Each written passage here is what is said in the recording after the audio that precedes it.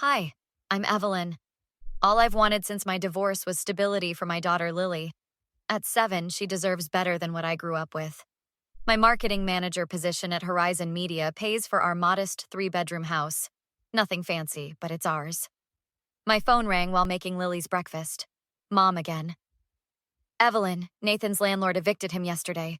Your father and I think he should stay with you. I gripped the counter.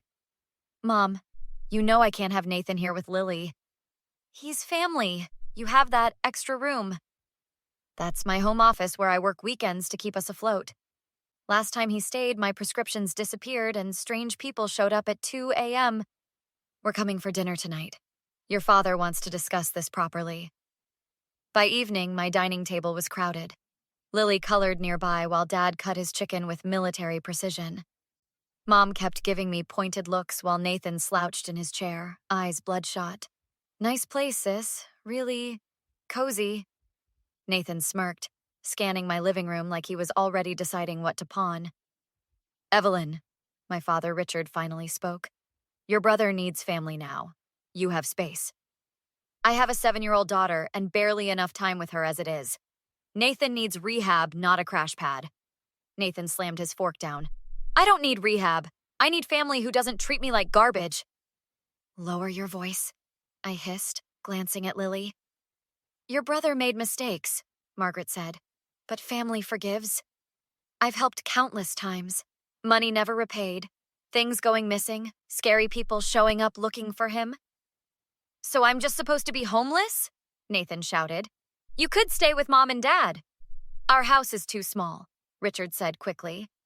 And your father's heart condition requires peace and quiet, Margaret added. So my daughter's safety matters less than Dad's peace and quiet? Richard's face reddened. That's selfish, Evelyn. Always thinking about yourself. Thinking about my daughter is selfish? You've always been the lucky one, Nathan spat. Perfect job, perfect house. Must be nice to never struggle. Never struggle. I worked 60-hour weeks while pregnant. Nothing was handed to me. Yet you won't help your own brother, Margaret said, dabbing her eyes. I think you should all leave. You'd throw your family out? Richard stood. This is exactly why we're concerned about Lily being raised with these values. That's when I knew this wasn't just about Nathan needing somewhere to stay. This was the beginning of something much worse. After they left, I spent the night pacing.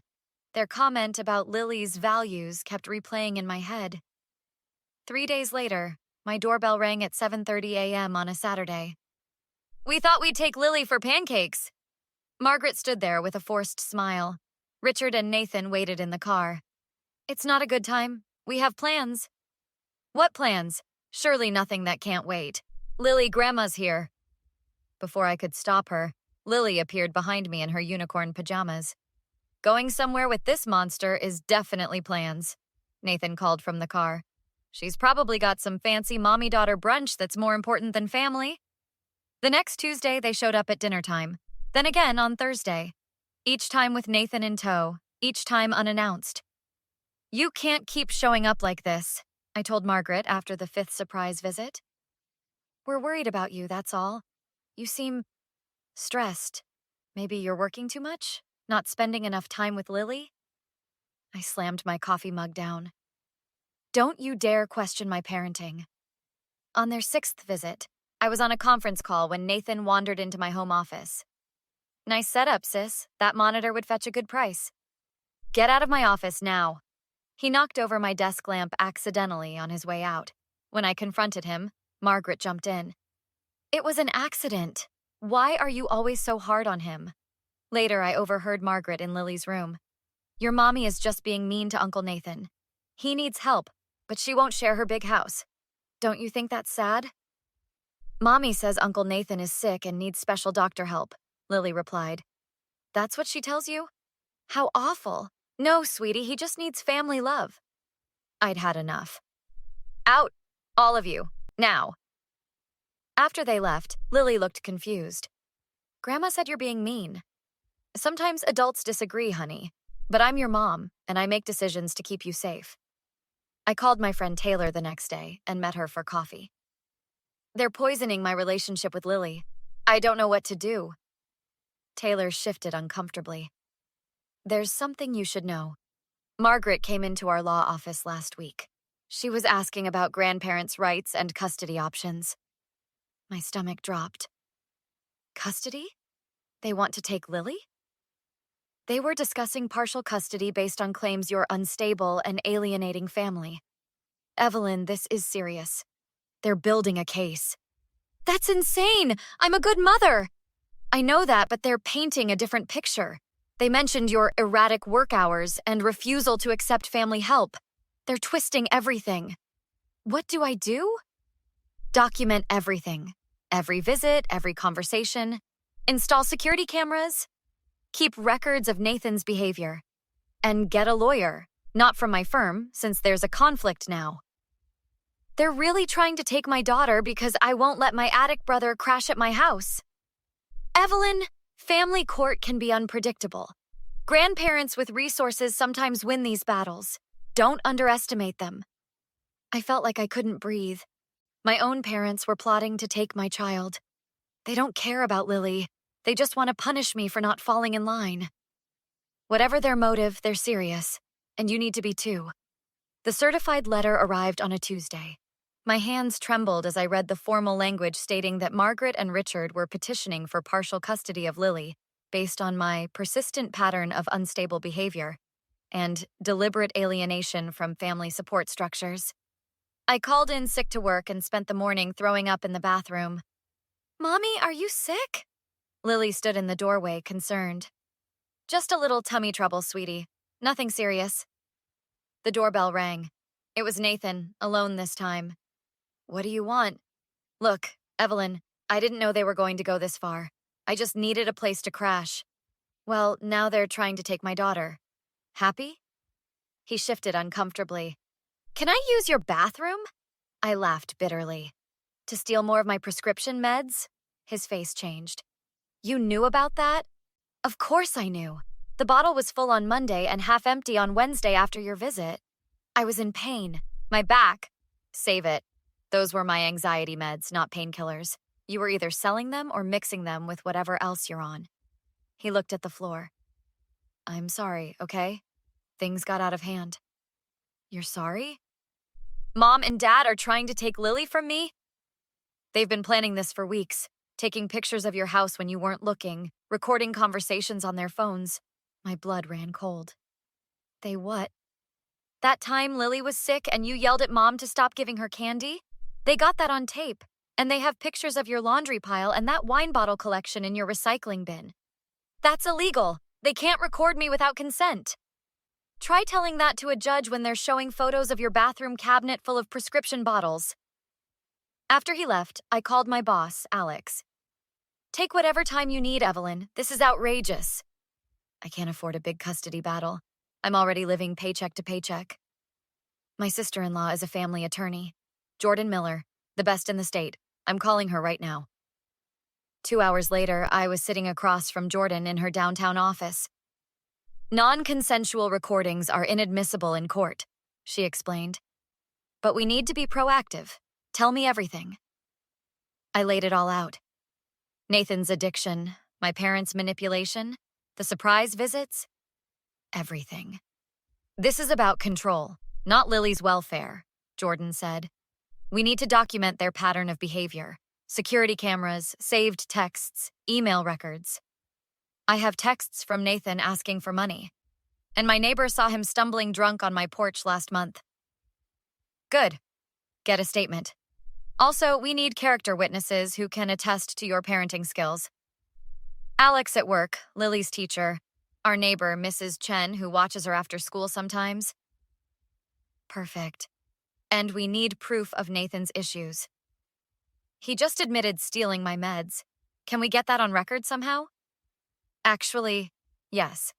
We can request a drug test as part of our counterfiling, and we'll demand financial records from your parents. Let's see how they're really supporting Nathan. For the first time since this nightmare began, I felt a glimmer of hope. They thought I'd just roll over and take this. They have no idea what I'm capable of when it comes to protecting Lily. That's the attitude we need. They picked the wrong mother to mess with. The courtroom felt smaller than I expected. Jordan sat beside me while Margaret and Richard glared from across the aisle with their attorney. Nathan slouched in the back row, looking like he hadn't slept in days. All rise for the Honorable Judge Pamela Wilson. Judge Wilson reviewed the case file. I understand the petitioners are seeking partial custody of minor child Lily Parker. Let's begin with opening statements. My parents' lawyer painted me as unstable and selfish, claiming I was deliberately undermining family bonds critical to the child's development. When our turn came, Jordan was ruthless. Your Honor, this case isn't about the welfare of Lily Parker. It's about control and retaliation because my client refused to house her brother with his documented substance abuse issues. The testimony started with my mother. We just want what's best for our granddaughter. Evelyn works all hours and keeps Lily from her family. And yet, Jordan countered during cross-examination, you visited unannounced 6 times in 2 weeks. How does that support your claim that she keeps Lily from you? Well, we had to force our way in practically. So you admit to forcing your presence? Did you also force your way into recording conversations without consent? My mother blanched. We needed evidence. Jordan produced printouts of text messages. Are these communications where you told your granddaughter her mother was mean and selfish for not housing your son? When Nathan took the stand, he couldn't keep his story straight. So you've never taken prescription medication from Evelyn's home? Jordan asked. No, never. Then how do you explain this? She produced a pharmacy record and security camera footage from my bathroom showing Nathan pocketing my prescription bottle. His face crumpled. I needed it, okay? Nobody was helping me. Mr. Parker, when was the last time you used illegal substances? He looked at the floor. This morning. A murmur went through the courtroom. My witnesses came next. Taylor explained the legal manipulation. Alex described my work ethic and dedication to Lily. Mrs. Chen, my neighbor, testified about the nights Nathan showed up drunk at my house. Finally, Miss Thompson, Lily's teacher, spoke about her excellent performance and my involvement at school. In 10 years of teaching, I've rarely seen a more attentive parent. Evelyn volunteers despite her busy schedule, and Lily is thriving. Judge Wilson called a short recess, then returned with her decision. This court finds the petition for partial custody without merit. Furthermore, the petitioner's actions demonstrate a concerning pattern of boundary violations and manipulation. The petition is denied. She looked directly at my parents.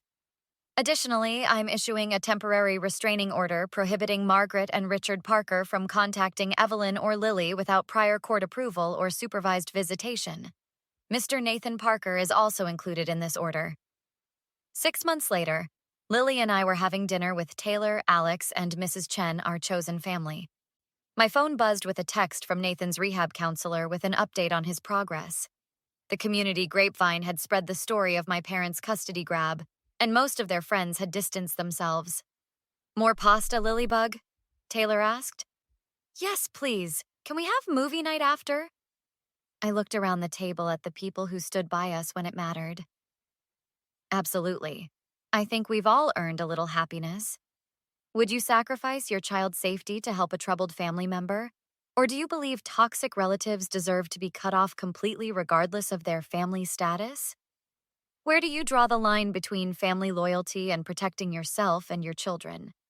If this story resonated with you, please hit that like button and share your thoughts in the comments. Many of us have faced toxic family members who believe blood ties entitle them to cross any boundary. Don't forget to subscribe for more stories about standing up to manipulative people and the sweet taste of justice. New videos every week.